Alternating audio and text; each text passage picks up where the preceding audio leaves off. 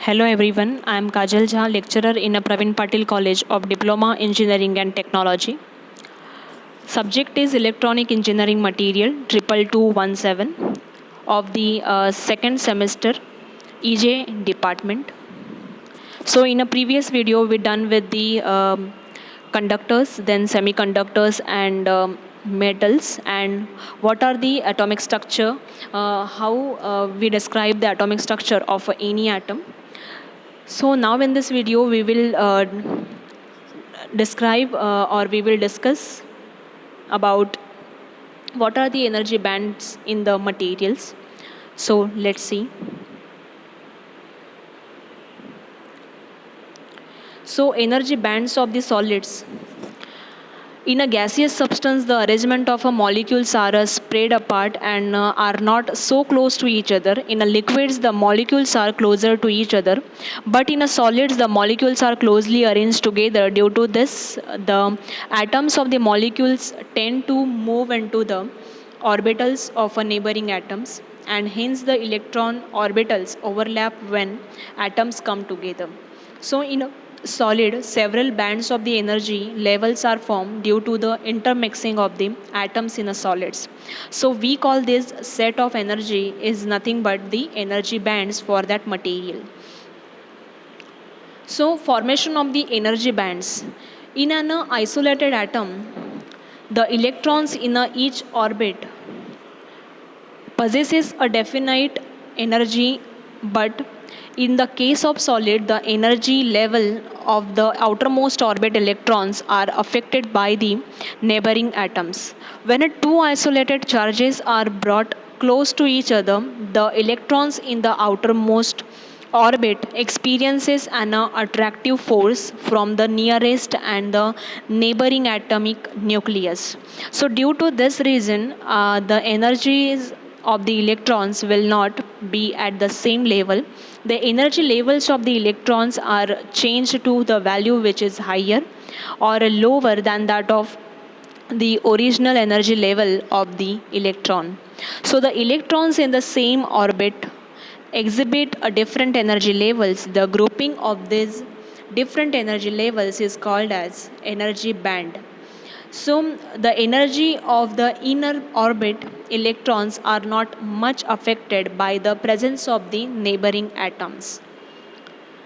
Classification of the energy bands are valence band, second one is the conduction band, and last is the forbidden energy gap present in between the bands. So first is the valence band. The electrons in the outermost shell are known as valence electrons. So these valence electrons contains a series of energy levels and from an energy band known as the valence band. The valence band has the highest occupied energy. Then next is the conduction band. The valence electrons are not tightly held to the nucleus, or they are not closely connected to nucleus or closely bounded to nucleus, due to which a few of these valence electrons leave the outermost shell or outermost orbit even at a room temperature also. So it becomes a free electrons and constitute to the current conduction. So the free electrons conduct current in a conductors and therefore known as the conduction electrons. The conduction band is one that contain a conduction electrons and has the lowest occupied energy levels. Third is the forbidden energy gap. The gap between the valence band and the conduction band is referred to as a forbidden gap. Means the gap between the valence band and conduction band is nothing but the forbidden gap. Okay, as the name suggests, the forbidden gap doesn't have any energy band and no electrons stay in this band. If the forbidden energy gap is greater, then the valence band electrons are tightly bound or firmly attached to the nucleus. We require some amount of external energy or extra energy that is equal to the forbidden energy gap for converting that electrons into the free electrons. So these are the figures which shows the forbidden gaps. So first is here, if we see here, that is the valence band, then this is the band gap, that is nothing but the forbidden gap, and this is the conduction band. For insulator, the gap between a conduction band and valence band is much greater. Because of that, the insulator doesn't constitute into the current, because the insulator materials does not means the current is not flow in a insulators, because of this band gap in between the valence band and conduction band is a very greater. Second one is the semiconductor. If you show this, if you see this diagram, then valence band and conduction band, the gap between the valence and conduction is smaller. Okay, so because of that, some electrons in the valence band is easily come into the conduction band and become a free electrons and constitute a current. So the semiconductors at a room temperature, semiconductors act as an insulators, and if we increase the temperature, then the semiconductors act like an conductors. So last one is the conductors. There is a no energy gap in between the conductors, because conduction band and valence band are overlap in the conductors. So the conductors are the material which will constitute a current, because we know that the conductors are a good for a current constituent or current flow. So these are three categories of the materials, that is insulator, semiconductors and conductors. So we will see in a short, that is conductors are gold, aluminium, silver, copper. All these metals allow an electric current to flow through them. There is a no forbidden gap or a energy gap or a band gap between the valence band and conduction band, so which results in the overlapping of the both the bands. So the number of free electrons available at a room temperature is large. Insulators, the glass and wood are examples of the insulators. These substances do not allow electricity to pass through them, so they have high resistivity and very low conductivity. So the energy gap in the insulator is a very high, up to 7 electron volt. The material cannot conduct, because the movement of the electrons from the valence band to the conduction band is not possible, because of the band gap is greater.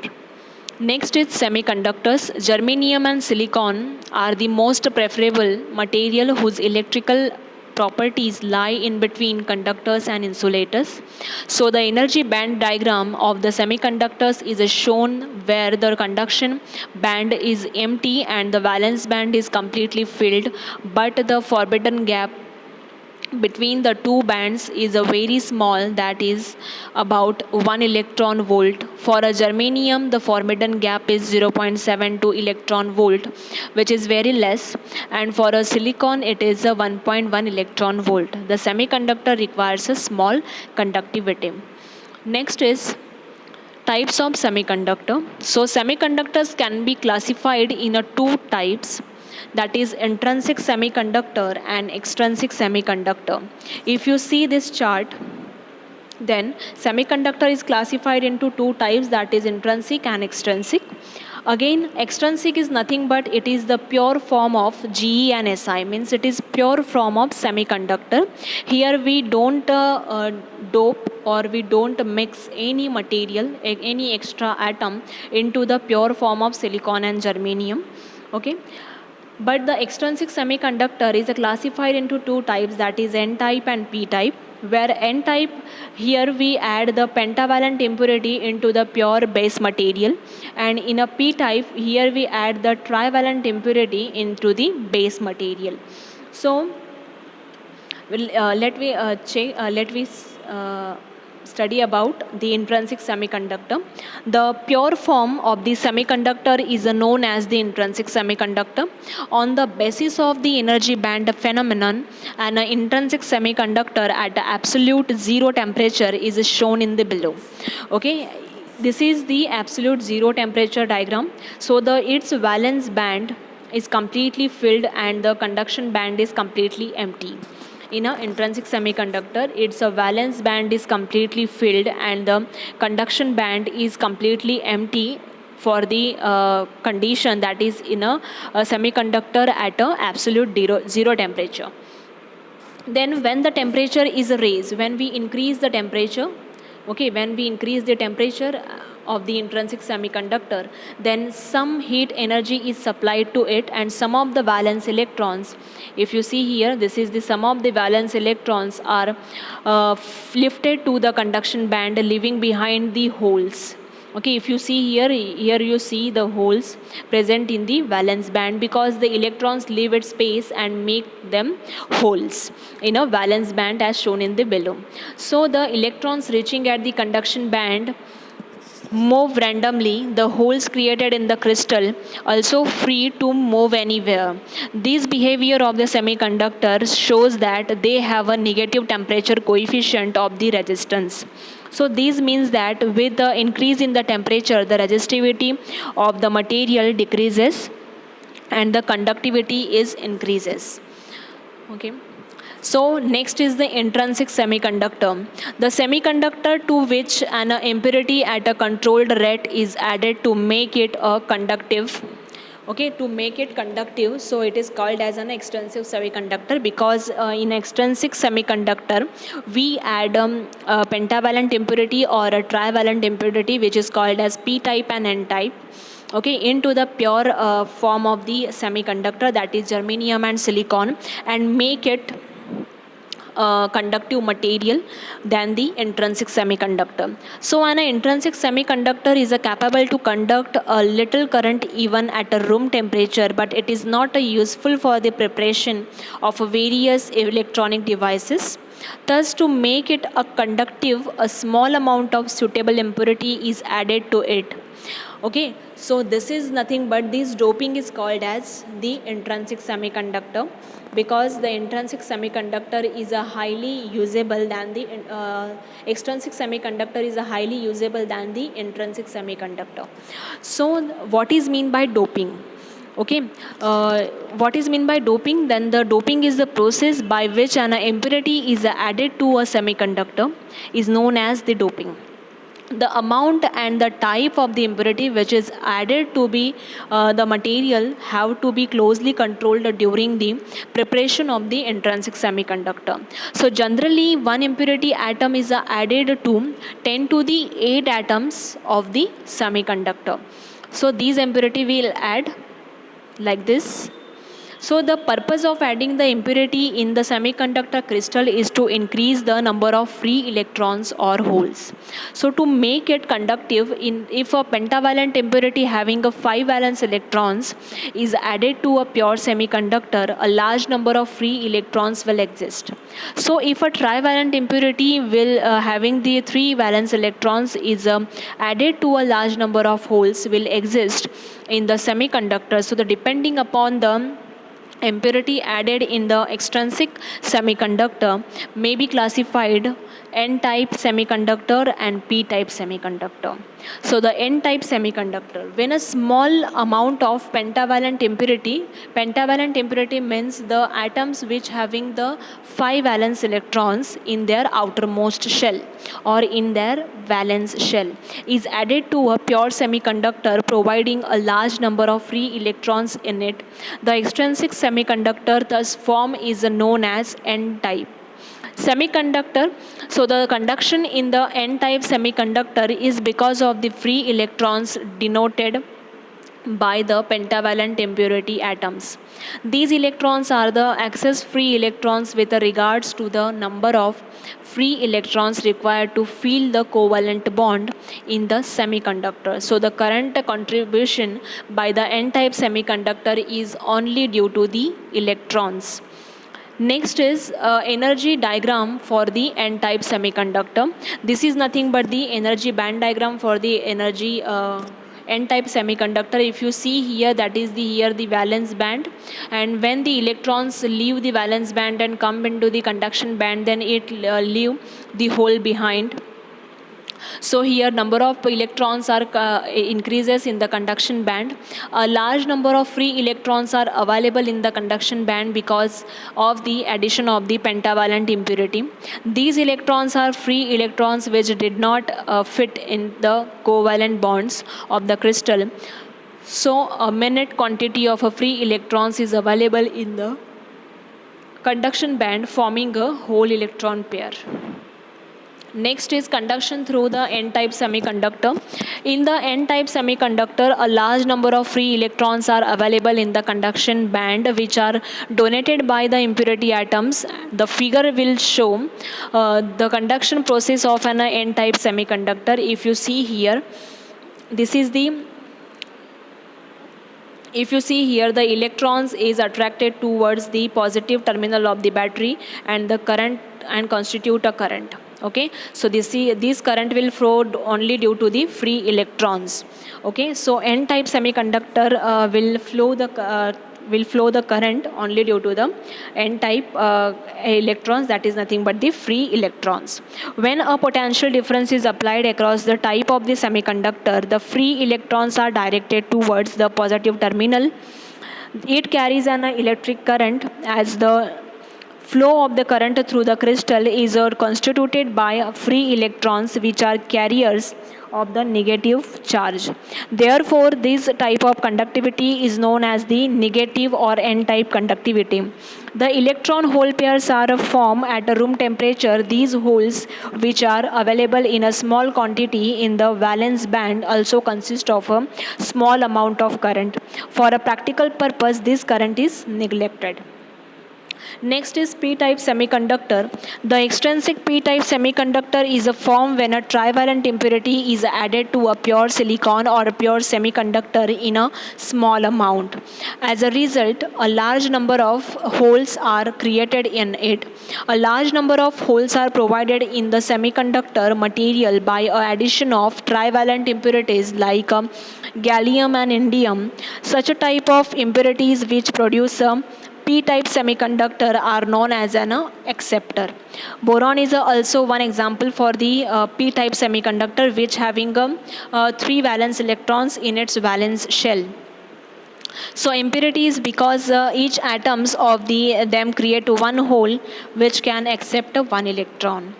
So the energy band diagram for the p-type semiconductor is, the energy band diagram for a p-type semiconductor is shown in the below. So valence band consists of number of electrons, okay, and this is the conduction band. A large number of holes are vacant space into the covalent bond is created in the crystal with the addition of the trivalent impurity. A small or a minute quantity of a free electrons is also available in the conduction band. They are produced when a thermal energy at a room temperature is imparted to the germanium crystal, forming electron hole pairs. But the holes are made in number as compared to the electrons in the conduction band. It is because of the predominance of holes over electrons that the material is called as the p-type material, and the word p stands for the positive material. Conduction through the p-type semiconductor is, in a p-type semiconductor, a large number of holes are created by the trivalent impurity, and when the potential difference is applied across this type of semiconductor, then it is shown in the figure. So the current is flow due to the holes. If you see here, this is nothing but the holes. So the current is flowing due to the holes. Okay. So it is called as p-type semiconductor or p-type or positive semiconductor. Okay, the holes are available in the valence band are directed towards the negative terminal, as the current flow through the crystal is by holes which are carriers of the positive charge. Therefore, this type of conductivity is known as the positive or a p-type conductivity. In a p-type conductivity, the valence electrons move from a one covalent to the another, the conductivity of an n-type semiconductor is nearly double to that of p-type semiconductor. The electrons available in the conduction band of the n-type semiconductor are much more movable than the holes available in the valence band in a p-type semiconductor. So the mobility of the holes is poor as they are more bound to the nucleus. So even at a room temperature, the electron hole pairs are formed. These free electrons, which are available in a minute quantity, also carry a little amount of current in the p-type semiconductor.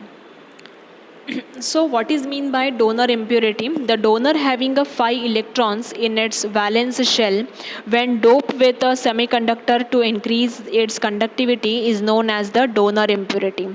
It holds the ability to donate an extra electron present in its valence shell to the neighboring atom, thus is given in the name donor.